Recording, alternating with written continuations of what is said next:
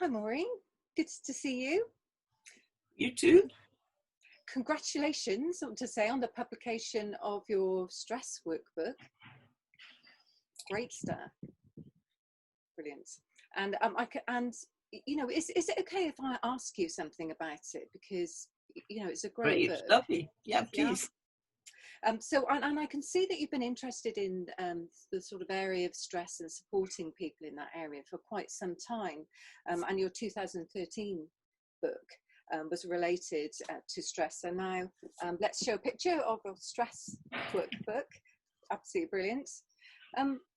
So could I ask you, what is your take on stress, Maureen? Well, what became clear for me in writing the books is that we spend so much effort wanting to avoid stress and overcome stress. And actually, if we just kind of from the get-go just recognize that stress is just part of life. The way life is, with its ups and downs, stress is just inevitable. And so if we could learn to take it much less personally, when stress comes, it's not a personal attack on us.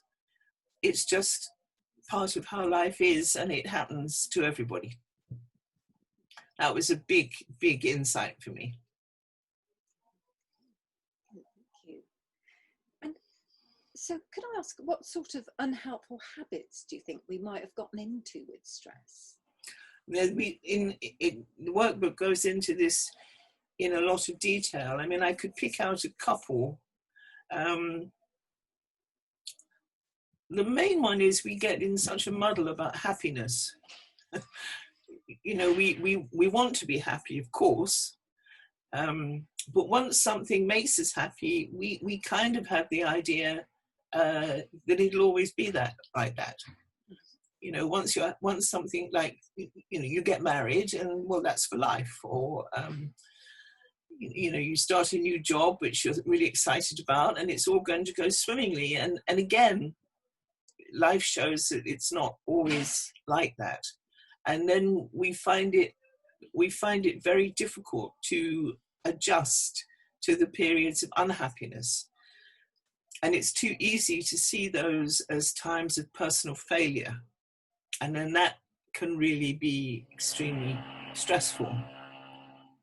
And another habit that I think is very important is how distracted we are. There's this famous research from 2010, this mind-wandering research that was done at Harvard, where they made this iPhone app and tested it on people. And the research showed that for almost half our waking hours, we're thinking about something different from what we're doing. And actually, the sad thing is, it doesn't make us happy. So in the stress workbook, there's quite a lot of emphasis on how to learn to pay attention, how to learn to be present in the present moment. Those are two. There's lots more, Carol. Those are two that have a major impact, in my view. So there's the two that come to mind, and really, really good points. I'm with you there. We know the happiness is a difficult concept, isn't it? And often we think happiness is in our drive system, and really fascinating. Yeah. And so how do you see self-compassion helping us cope with stress? Well, for me, this is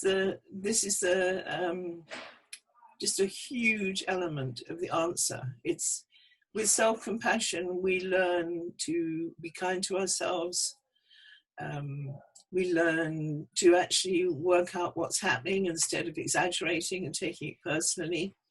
And we learn to think about other people who the same kind of thing is happening to, and they're having a hard time as well. So self-compassion and compassion go hand in hand.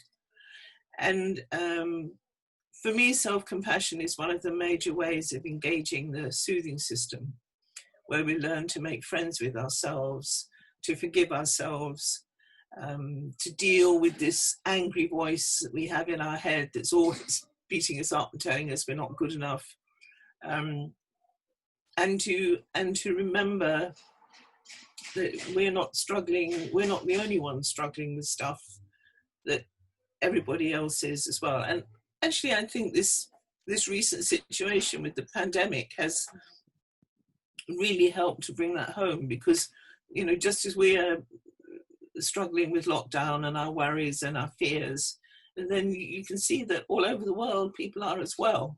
So that brings it very close, I think. So that shared sense, or that connection is sort of helpful. Yeah. Oh, brilliant.